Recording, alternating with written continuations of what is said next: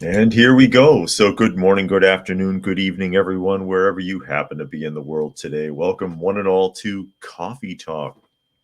That's right, Coffee Talk, where we will be discussing what is going on in the world today, taking a look at some snippets from the news, some things you may have heard about, some things maybe not so much, as we get ready to tear into that. And of course, if you are on the live portion takes place on YouTube, and you can find me there at Coffee Talk Live or at Coffee Talk at Prepper University, simultaneously broadcasting on both channels, as well as at Coffee Talk Chat on X, formerly known as Twitter, and fistfulofradio.com, podcasting out of Atlanta Monday through Thursday at 4 p.m. Eastern Standard Time and Friday at noon. Joined today by Dusty, sitting in the chair behind me, for those of you who can see.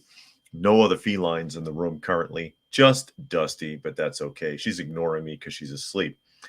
And of course, for those of you who are listening and not able to see, I do try to read through as many of the comments as is reasonable.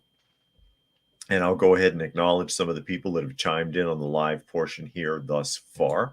I see that Helter is here. Donna Beaver is here and reminds people to please give a thumbs up, a like, and a share. Much appreciated if you can do that. Dragon is here. Brian is here. Semper Fi. He's in Western New York. Velvet Pilot is here. And Bingo is here. Velvet says, let's cut that barbed wire. Shame on you. That's part of the problem. All cutting the barbed wire south of the border, I imagine, might be what he is talking about. As we get ready to start cutting into what's going on in the news. And we may as well start with migrants and pissed off travelers. Pissed off travelers. If you're flying in the United States, you might be upset to find out that you are held to a stricter standard when it comes to the TSA than are so-called migrants. And this comes from GB News. Headlines: U.S. travelers left furious after signs suggest rules for the airports are relaxed for migrants. American travelers are outraged after signs at U.S. airports seemingly permit migrants to board flights without proper identification. While U.S. citizens are required to show valid ID or passport for domestic travel, the signs indicate that the rules are different for newly arrived migrants. The signs imply that the Transport Security Administration, or TSA, and Customs and Border Protection, CBP, are working together to, quote, validate adult non-U.S. citizen travel documentation when the traveler does not otherwise have an acceptable form of identification, or any at all, apparently. Migrants can use CBP's One app to enter the country, and it can double as a travel document. And here we see a typical check-in station, and this is the item in question. Non-U.S. citizen document validation using CBP online technology. Notifies the TSA officer. TSA officer will take your photo. Optional. That's important to note, that taking a photo is optional. If requested, provide alien identification, which I'm willing to bet they're not going to do. They must notify the TSA officer that they are an asylum seeker and that they have the choice to have their photo taken or not. Retired CBP Chief Patrol Agent Chris Clem said that the rules present bad optics. He said he finds it offensive that migrants are being favored while taxpayers are facing mounting costs. I'm an American citizen, and I'm quite offended that these migrants that have come in here and getting preferential treatment are being prioritized in so many ways, he told the New York Post. Absolutely. I haven't been to an airport in a while, but they pick you apart. You got to show ID. They examine your ID. They put a black light on it. You have to take off your belt. You have to take off your shoes. They might search you, maybe, maybe not. As I pointed out, pretty much every time my wife has gone with me through the airport, they want to check her hair. They want to search her freaking hair. And she doesn't wear weaves or wigs, you know. It's insulting. It's insulting that all they have to do is show basically an app on their phone from the federal government and they can just get a pass. Dragon says perhaps unhoused people should start saying they are immigrants so they can obtain the help they are not getting as American citizens. Unhoused. You said that on purpose. And Raccoon Eyes has joined us. Glad you could make it today. Monkey said also the Supreme Court allows for Border Patrol to cut the wires Texas put in for preventing the illegal crossings. This is an obvious ploy at destroying the U.S. via mass illegal immigrants, which is why Texas is fighting this so hard. And Bingo said, unhoused, David's going to get pissed. Yeah, they're homeless. Helter says, in the Caribbean, folks have to fly to another island for a visa, pay a non-refundable fee, go through a nerve-wracking interview, and still can be denied a visa. Exactly. And Monkey says, for the average Joe or Jane, this should be obvious that the Biden administration wants the U.S. to be destroyed. It sure as hell looks that way, doesn't it? But this is the document that is posted in U.S. airports. And they're upset about it. Travelers are upset about it. Why do I have to take off my shoes and my belt? Why did they have to put my passport through a scanner? Why are they searching my luggage? You know, it's insulting. It's insulting. And I'm paying for it. And they're coming through the airport for free. They get a free pass through the airport at taxpayers' expense. And I have to go through this. I have to go through this. They get a free pass. It's insulting. Now, here's another quote. The Biden administration's mentality is to try and make it the most humane and pleasurable experience for these poor people under distress because it is such a tough ordeal to navigate an American airport. But you got to be kidding me. Many of them just came from the Middle East, traversed 7 countries, used apps to get here, and we're supposed to believe Phoenix Airport might be all too much for them. Ridiculous.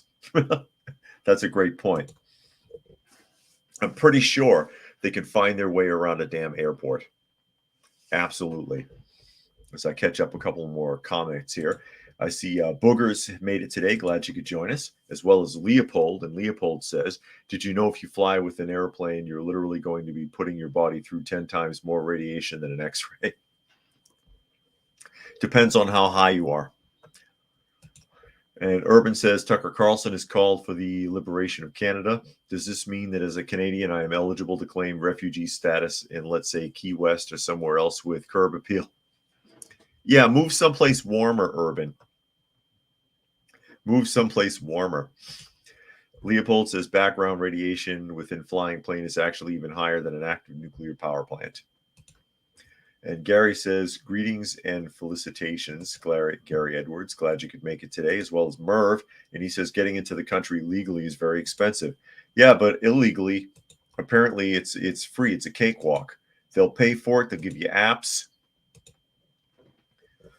They'll give you a phone. They'll give you a gift card. You've heard all the stories. It's ridiculous. You don't have to be searched. You don't have to have identification. Must be nice. Must be nice. And while we're at it, we may as well get around to Kamala Harris and what she has to say about that. And this is a Newsweek article. Kamala Harris calls for a pathway to citizenship to end the border crisis. Being joined now by All People. All People has chimed in. So that's the solution. We just make them all citizens as they come across the border. It's automatic. Put a stamp on their hand like they're in a nightclub. U.S. Vice President Kamala Harris called for a meaningful pathway to citizenship on Monday night amid efforts by President Joe Biden and congressional leadership to try and reach a bipartisan national security deal that would fund border enforcement efforts and unlock military aid for the Ukraine. Basically, they're throwing the southern border a bone if we send all the meat to Ukraine. That's all that is. That's why nobody wants to sign that package. During an interview with CNN, Laura Coates on Monday, Harris discussed the situation at the U.S.-Mexico border, referring to it as a long-standing problem. Oh, well, at least they admit that much. There's no question that our immigration system is broken. It is now, Harris said, and so much so that as the first bill that we offered after our inauguration was to fix the immigration system, which included what we must do to create a pathway for citizenship and put the resources that are needed into the border. But sadly, people on the other side of the aisle have been playing politics with this issue. Honey, you're all playing politics, okay? That's all any of you people do. We already had a path to citizenship. And your idea of dealing with a border crisis was to throw the gates open, pull down part of the wall, and start sending out messages that anybody can come through, and then tying the hands of the Border Patrol. And now you're trying to act like it's Republicans' fault because they won't let you send $68 billion more to the Ukraine, but you'll throw a couple of million to the border crisis and act like you're doing something. That's all insulting. I mean, how stupid does she think everybody is? And granted, again, I've said it a million times, people are not that smart, but not all of us are that dumb. Honestly. Back to the article. For the past few weeks, Biden has continued talks with the 4 congressional leaders on border negotiations. The President and Senate Majority Leader Chuck Schumer, Senate Minority Leader Mitch McConnell, and House Minority Leader Hakeem Jeffries want to approve funding to war-torn Ukraine. However, Republican House Speaker Mike Johnson, whose party controls the lower chamber, has criticized the bipartisan Senate deal and said additional aid to Ukraine needs to include significant changes to border security. Basically, you're going to give all this money to these people anyways. If you're going to do it, at least do something for our country. In the process, it's a legitimate argument. The solution includes putting resources at the border to do what we can do to process people effectively and putting in place laws that actually allow for a meaningful pathway to citizenship, Harris said. Yeah, she's full of crap. However, in the latest round of border deal negotiations, a pathway to citizenship wasn't included. Coates brought up criticism over the deal not including a path to citizenship. Harris said she wouldn't discuss current negotiations. Again, there already is a path to citizenship. There was a path to citizenship. There was a process that you would go through to become a citizen, like you would do in most any other country, if you were serious about it, instead of just sneaking across the border or coming across with an open invitation and then just squatting here. Raccoon says, wasn't the border her only job and she's just now talking about it? I wish I could act like that at my job. Yes, she was the one that was dubbed the border czar and has still not been there, by the way. The closest she has gotten, I believe, is about, 40 miles to the nearest border, but she's never actually visited the border. Even AOC went to the border for a photo op. Give me a break. These people are pathetic. All People says the phone is an Obama phone supplied by Lebanese-Mexican globalist billionaire Carlos Slim. Merv says it's a bureaucratic coup d'etat to destroy America. And Dragon says, translation, the way the Democrats ensure elected power for decades to come is to allow 18 million illegal aliens to magically be citizens. And that's a hell of a stretch, because that doesn't mean just because, we magically made them citizens, does not mean they're going to vote for you or cooperate at all. Hell, they're not cooperating now. And most of these people, again, are not coming from South America. At least people from South America kind of have an idea of what to do when they get here. A lot of them do. I mean, when's the last time you saw a tree service that wasn't all people from like Guatemala? I mean, you gotta think about it when you call for construction. When's the last time you saw a roofing contractor that didn't have a dozen people from Ecuador on the roof? At least they'll work, the majority of them. I don't see a bunch of people from the Middle East standing around at Home Depot looking for pickup work. Do you? I mean, but the majority of people that are coming across are coming from the Middle East, Africa, and parts of Asia now. A lot of them now coming from China. They're not coming here to blend in or to try to contribute anything. Helter says, of course, why didn't we think of that? Obviously, the only solution to illegal immigration is to simply make it legal. The real solution is deportation and closing the back door. Exactly. If we were repatriating these people, they wouldn't be flooding into the country from all over the damn planet. Send them back where the hell they came from. If you're not coming through the proper channels, you leave. We will give you a one-way ticket back to where you came from. That's how it's traditionally been handled. That's how a lot of countries handle it, unless they're westernized countries at this point. Then they got their border open like we do. That's how it works. Or if it's a really tight communist country, they'll shoot you coming over the border.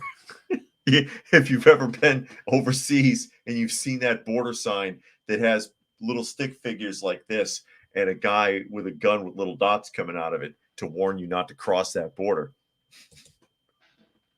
Velvet Pilot says, I'm voting tonight in the New Hampshire primary. I couldn't believe that Dixie Notch, a tiny town comprised of just 6 people, apparently all voted for neocon Nikki.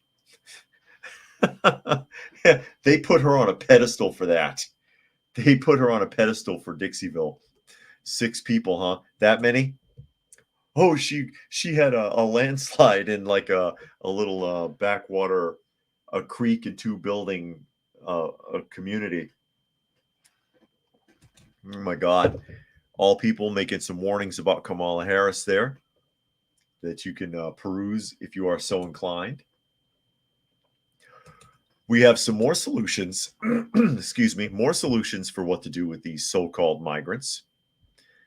Some more solutions for these so-called migrants. You'll love this one.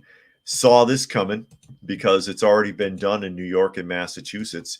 Why not do it in Illinois too? This comes from The Independent. Chicago suburb officials suggest that locals sign up to house the migrants. There it is.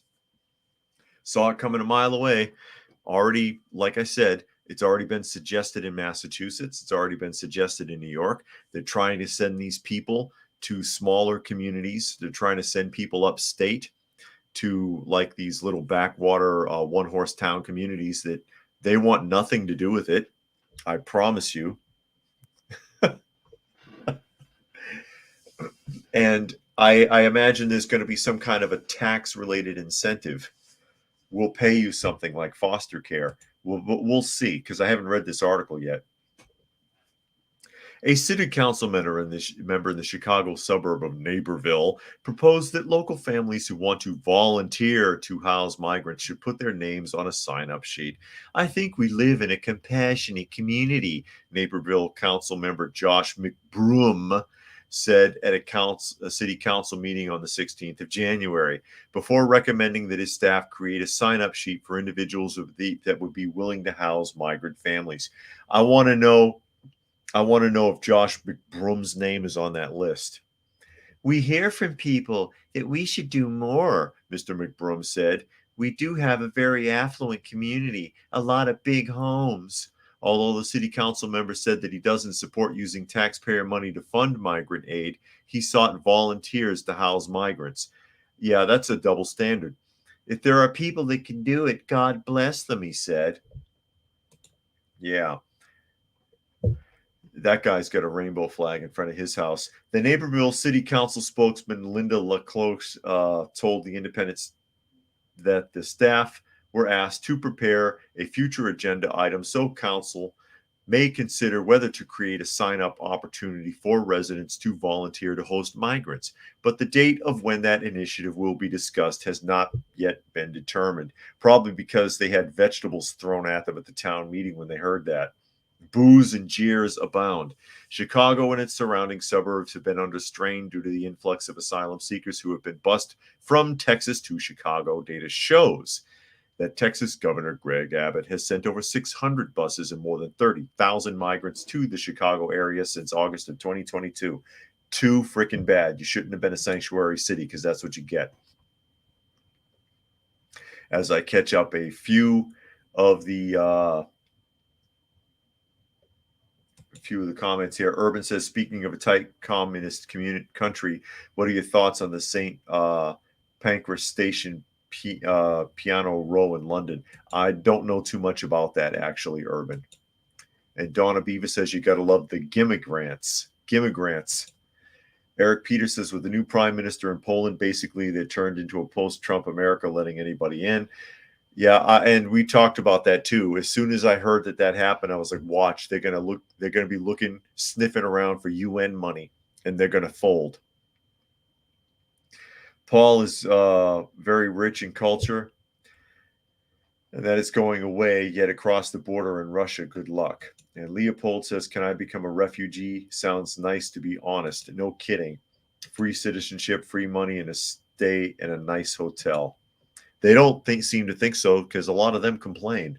Semper Fi says, saw that report about signing up to house migrants in Illinois. Is he going to be the first one to sign up? That's my question. I want to know if his name is going to be on that list.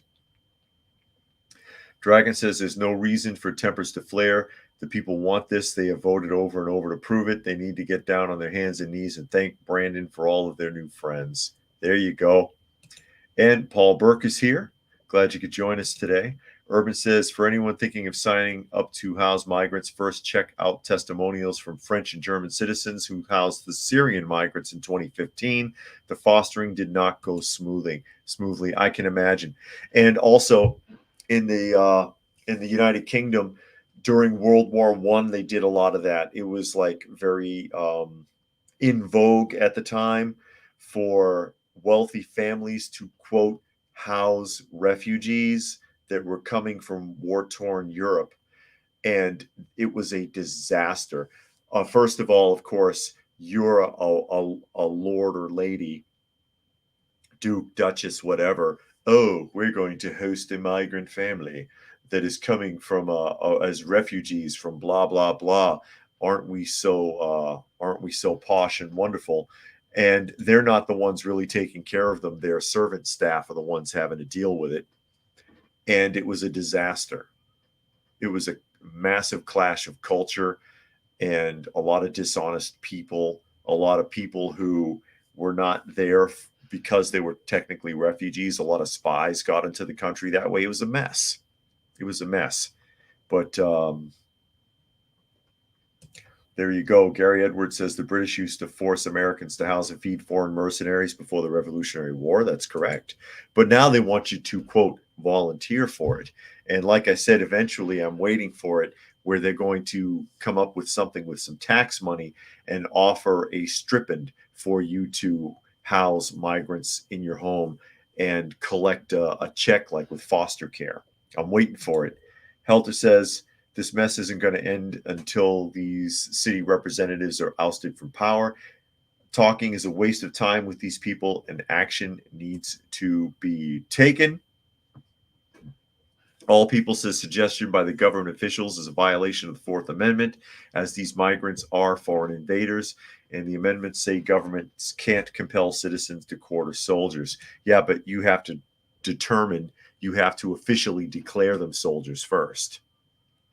And the government's not going to do that. Gary Edwards says Americans are being asked to house and feed foreign invaders. And Eric Peters said, we saw what happened when they sent them to Martha's Vineyard. Yeah, that didn't last long. And Paul Burke wants people to give thumbs up. Thank you, Paul. Thank you, Paul. This is something that's important. Frankie M says, don't give these morons more ideas to violate our rights. if I've thought of it, somebody else has. These politicians are not as stupid as they act. I think they're putting on a show for us a lot of the time with some of the crap that they come up with so that they look like morons. They got where they are for a reason, and it wasn't just because they were willing to slide one down their throat. NBC News. And here we go. Art dealer George Burgess detailed terms of Hunter Biden's deals to House committees because, this is still under investigation. You can't tell, but it is. Hunter Biden insisted on knowing the identities of who was buying his art when he began selling his work, which is an unusual directive that was later retracted. His gallery director told House investigators, according to a transcript of the interview reviewed by NBC News. Hunter Biden was the only artist represented by George Burgess to make this demand. Yeah, because usually you have no idea who buys your work. Burgess testified to the House Oversight and Judiciary Committees before the stipulation was rolled back in September 2021. After months of public scrutiny, the gallery's director testimony came as part of a House Republicans' inquiry into President Joe Biden. Burgess said there was never any conversation with his buyers about political favors from the president or the White House. Sure, he did. The timeline for the shift raises questions about the Biden's White House statements over ethics safeguards surrounding the sales, which has attracted the attention of the art world, insiders, and good governance experts. It also counters statements by the White House that Hunter Biden did not know the identity of his collectors.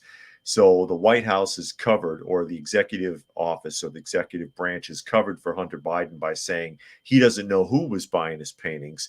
But now this guy, yeah, that's a man, who is the art director that was handling the sales of the paintings, said that Hunter insisted on knowing who the purchasers were. So he did in fact know, and that means that the executive branch lied on Hunter's behalf.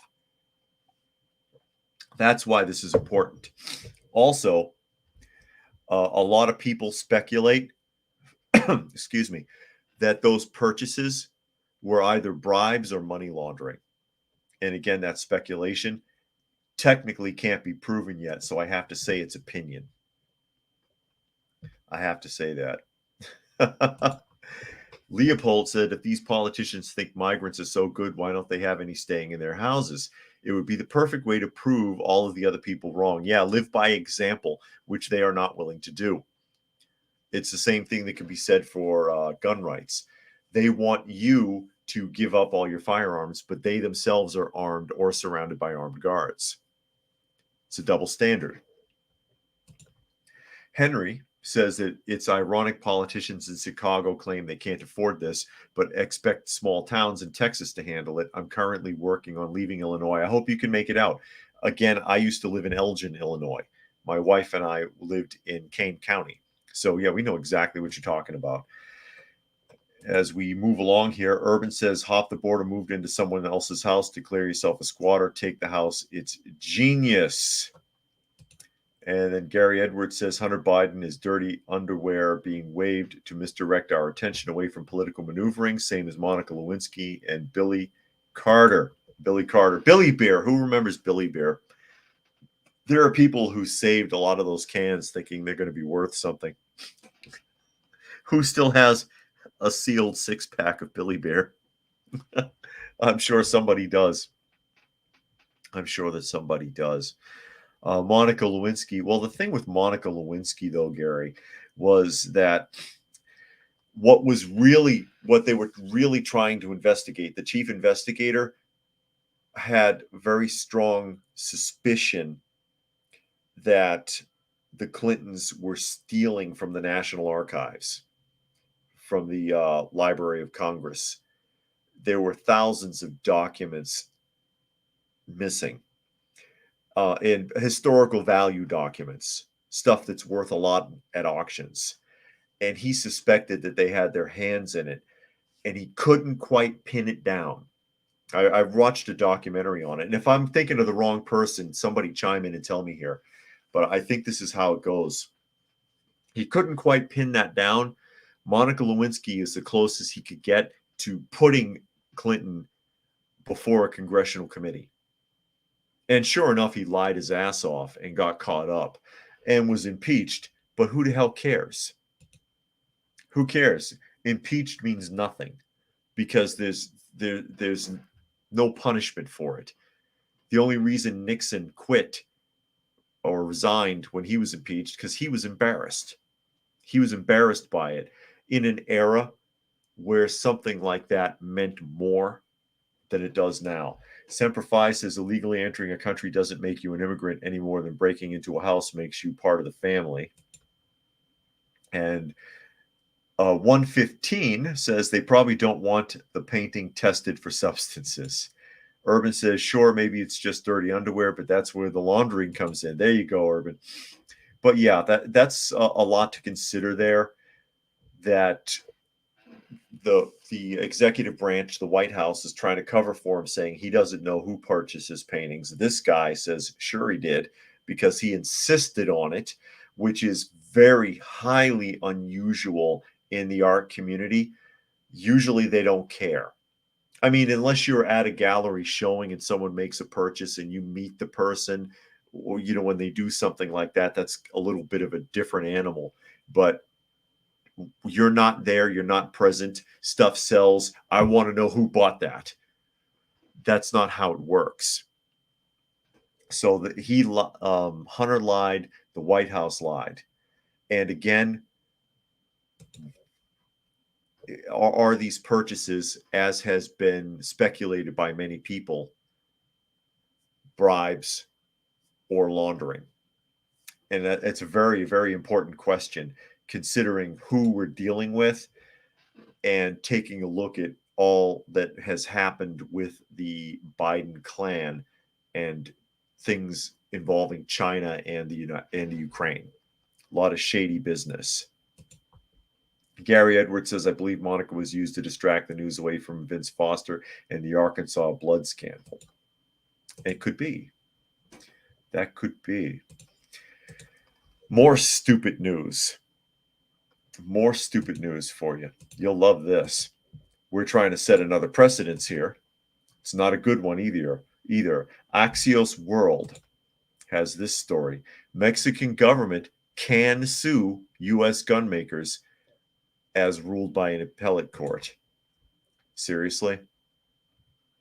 Once again, trying to set a precedence by which the manufacturer of firearms can be held accountable for what people do with them. So if I go out and I kill somebody with a chainsaw, can you sue Black & Decker? It's a fair question. I don't think it's right at all. It doesn't make any moral or ethical sense to sue a manufacturer for what somebody does with their product. Anyways, a $10 billion lawsuit that Mexico's government filed against American gun makers whose weapons it says are used by drug cartels can go ahead, according to a U.S. appeals court ruled on Monday. And again, you know what? They've got some weapons from the U.S. Big deal. If they couldn't get them from there, they'd get them from someplace else. It's probably harder to get the U.S. weapons than it is to get them from someplace else, quite frankly. Why it matters. The U.S. Court of Appeals for the First Circuit in Boston's decision that likely, yeah, of course it's Boston, that's likely to be appealed, and it will, means it's the first court to uphold the right of a sovereign country to sue the gun industry, per a statement from Global Action on Gun Violence, which is involved in the case. I bet they are. It's also the first federal appeals court to allow gun manufacturers to be held liable for facilitating gun violence since U.S. gun industry protection law was enacted in 2005. How are they facilitating violence? They don't know what you're going to do with the firearm when you purchase it. And quite frankly, the majority of people have no intention of doing anything sinister. You all know this. State of play. The suit, first filed against 6 gun manufacturers, including Smith & Wesson and Glock in 2021, alleged the makers' loose controls allowed for the weapons to be illegally trafficked into Mexico, and noted that the U.S.-made guns were more likely to be used to kill Mexican citizens than Americans. Yeah, okay. An October 2022 ruling found the U.S. law under the Protection of Lawful Commerce in Arms Act protects gun makers from being sued. After Mexico's government argued in its appeal of that dismissal that the PLCAA does not provide immunity for harm caused abroad or where gun companies violate the law. U.S. Circuit Judge William Quijada wrote in the three-judge panel's decision Monday that the Mexican government plausibly alleges a type of claim that is statutorily, exempt from the PLCAA's general prohibition. The judge found that the complaint adequately alleges that defendants aided and abetted the knowingly unlawful downstream trafficking of their guns into Mexico. I'm sure they have no freaking clue. That makes no sense. As we catch up a couple more here. Gary Edwards says Arkansas sold contaminated blood from prisoners to Canada. Not a peep in the mainstream media. Unbelievable. And I'm surprised that Canada would buy blood from the United States, because I don't know if this is still a thing. Maybe Urban can tell me, because Urban, of course, is in Canada. But I remember a documentary some time ago where we are purchasing beef from Canada and it's being brought across the border, but Canada's standard is higher than the U.S. and they would not purchase beef from the United States. So I'm shocked that they would take blood. Urban says, now why would Mexico not wish for U.S. citizens to have access to self-protection? I don't know. And 115 says, why would they not sue the ATF? They're the ones that give them away. There you go. Frankie says it's all these gun grabber nonprofits trying to get rid of our Second Amendment. Henry said maybe the Mexican government should sue the ATF. There it is again. Operation Fast and Furious rings a bell. Oh, you're not allowed to talk about that. I'll probably get in trouble for just mentioning it. Obama slid right under the wire on that one, didn't he? Helter says, can we sue the Mexican government for all the drug-related deaths? Excellent question, Helter. I would like to know. And Dragon says, it seems like a really bad idea to allow that kind of precedent unless those companies are also established in Mexico and are doing business in Mexico and they're being sued in Mexico. I mean, there's a point by which a manufacturer no longer has control over their supply chain. You know, they can only send something so far, and it's going to be handled by someone else and handled by someone else and handled by someone else. And if there's a break in that supply chain that leads to a problem like that, they're the ones you need to talk to. And Monkey says, this sets a thing for Mexico to sue other gun manufacturers not in the U.S. like the ones from Austria, France, and etc. And Donna Beaver says, oh, he's talking about suing, or she's talking about suing Mexico also.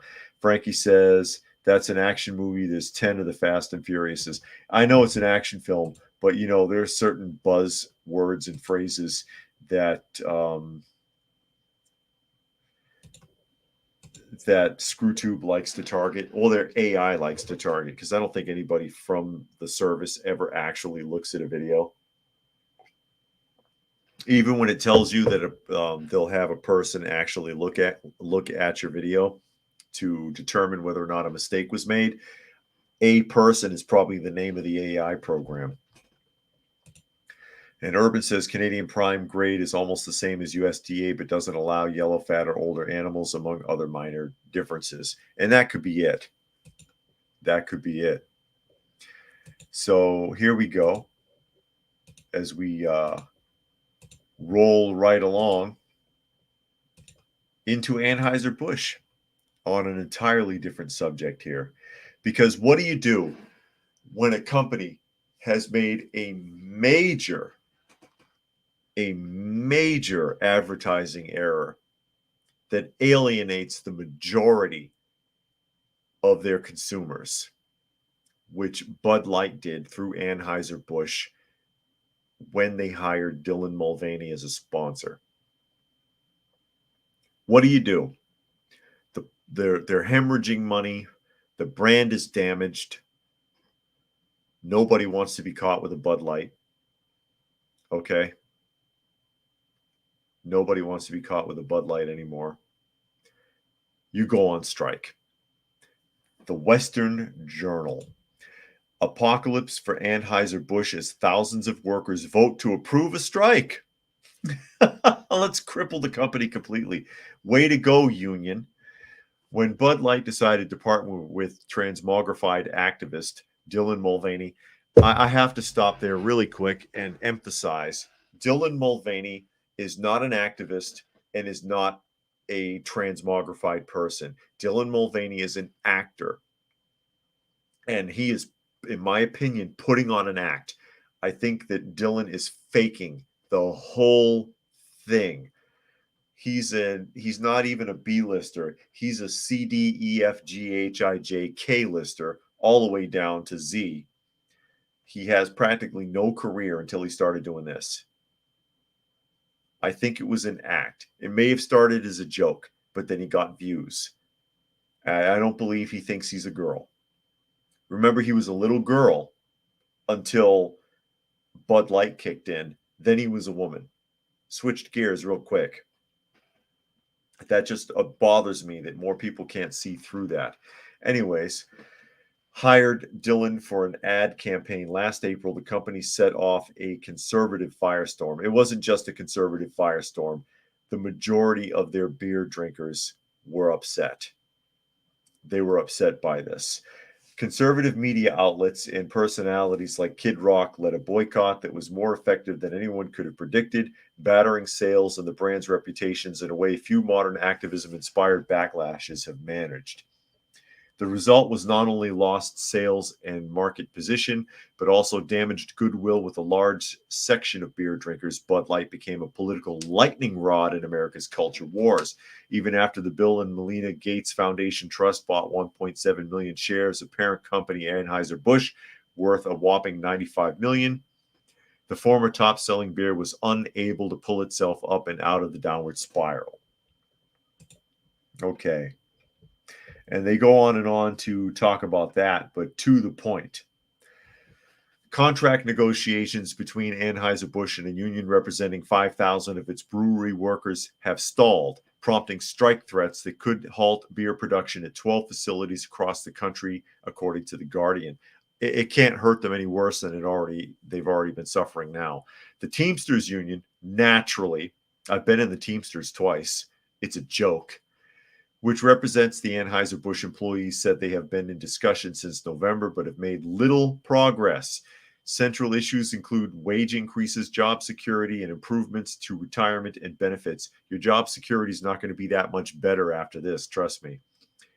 When I started, Anheuser-Busch was what you would consider the top dog. It was the job to have. The pay was great, but with inflation, we're not the top paying job, one worker said, according to The Guardian.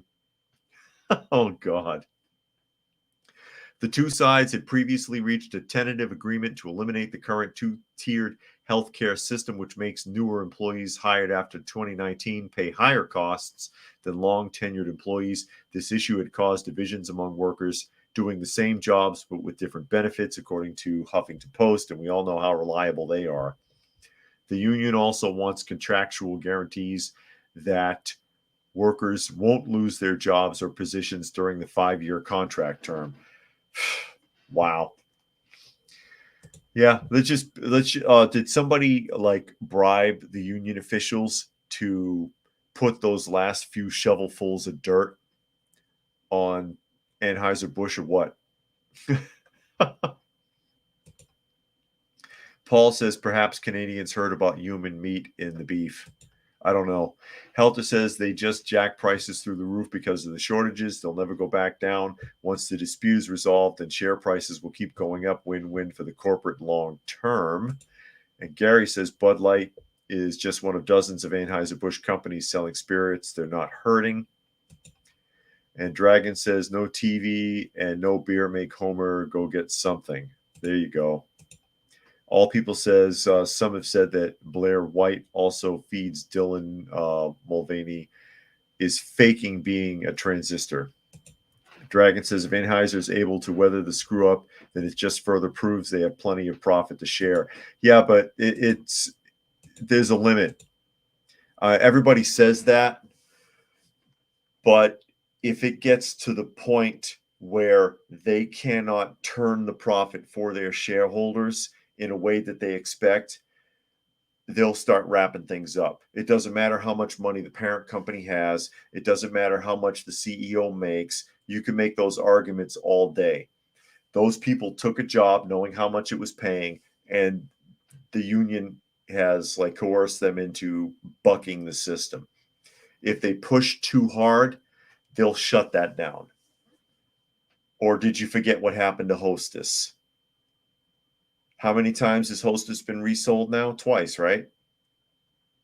They kept pushing, and Hostess said, hey, listen, we're not going to do it. We can't pay it. We can't pay it. We can't pay it.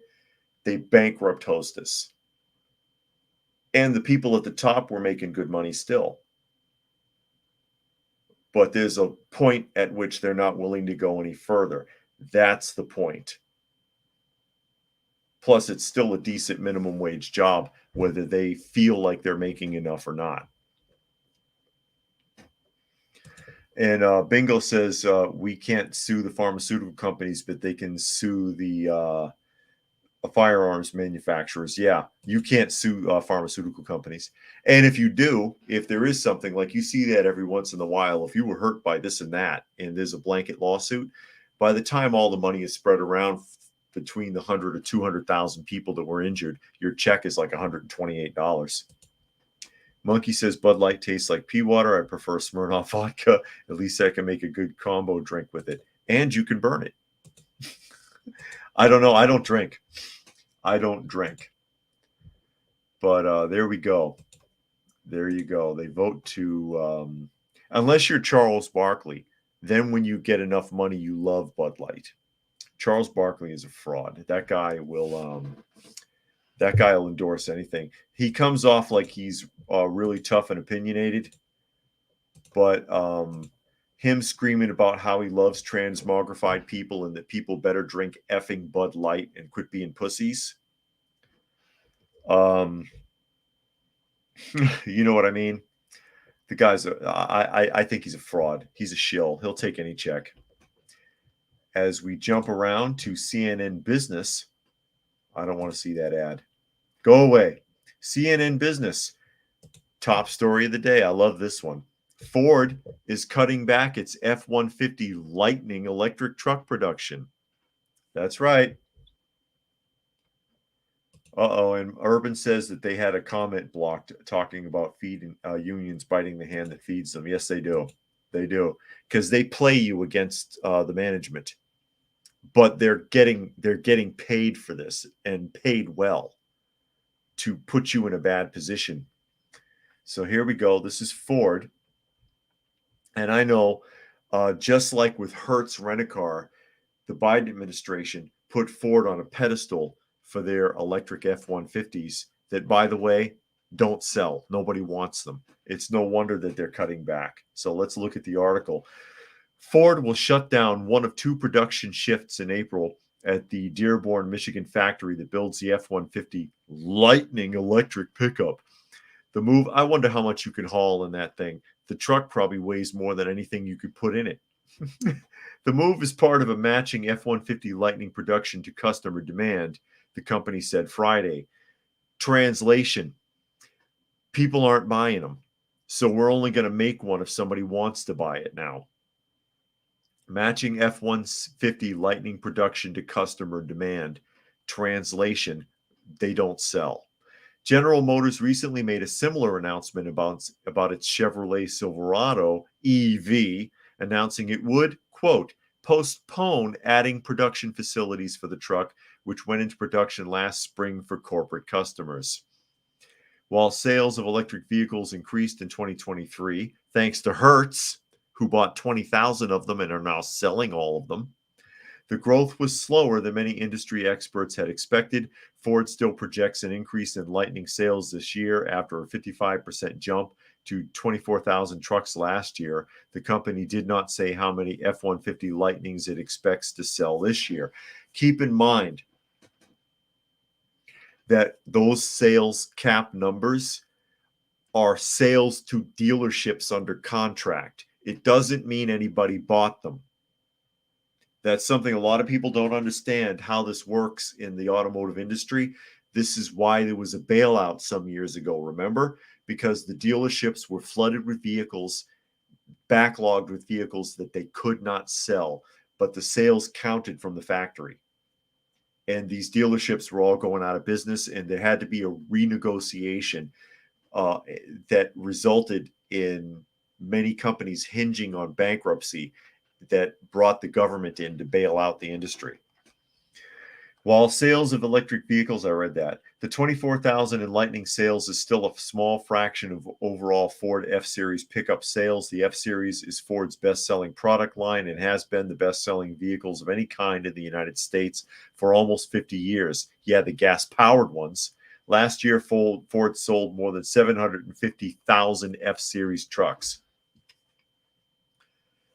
And of those 750,000, only 24,000 were EV vehicles because the rest of them were gas-powered or diesel-powered. And again, that is dealership sales. So there you go. A couple more comments here real quick. Monkey says, what about the car manufacturers that make trucks fix the high beam problem with the blue LED blinding people driving sedans? I don't know. That would be nice, though, because those LED brights can be a real pain in the ass sometimes at night. That's true. He says it's annoying to try to keep your eyes on the roller, especially if they're coming at you. It can be very distracting. Helter said, shocking, people won't and can't pay for a $100,000 electric vehicle that won't last long in cold weather and can't haul anything because the truck already weighs a freaking ton. Paul Burke says, I bet they don't work in the snow as well as all the others know. And we've been seeing a lot of that recently, which is why I pulled this story up. Dragon says in 5 years they're going to be dumbfounded why Hyundai and Kia and BMW are eating their lunch. And Henry says, I guess that $7,500 government credit wasn't very persuasive. Apparently not. Apparently not. But yeah, Ford is cutting their production. They're not the only ones. General Motors already cut their production. Hertz is selling virtually their entire electric vehicle fleet because nobody wants to rent them. Plus, the maintenance expenses for those vehicles is far more than Hertz had bargained for. And all of those electric vehicles that were stranded in Illinois are still stranded. They still haven't been able to move them from the EV charging station graveyards that they've turned into out there. They're still not moving. And they want to force us to go all electric. We're supposed to be all on board with electric vehicles to save the environment. I don't see any of these people driving electric vehicles that are trying to push this. I don't. You think John Kerry drives an electric limousine? I seriously doubt it. And here is, you're insulting. Time to insult your intelligence. And this comes from Green Matters, is the article, is the website. Racist trees. Racist trees.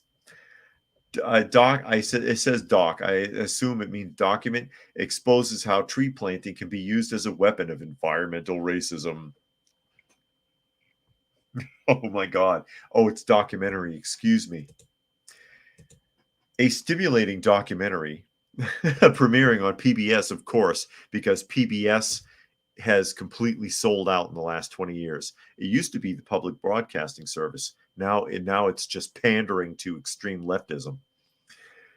January 22nd, 2024, Racist Trees explores ongoing racial tensions in one of the West Coast's most surface-level liberal hubs, famous for mid-century modern architecture and Hollywood glitz, Palm Springs, California.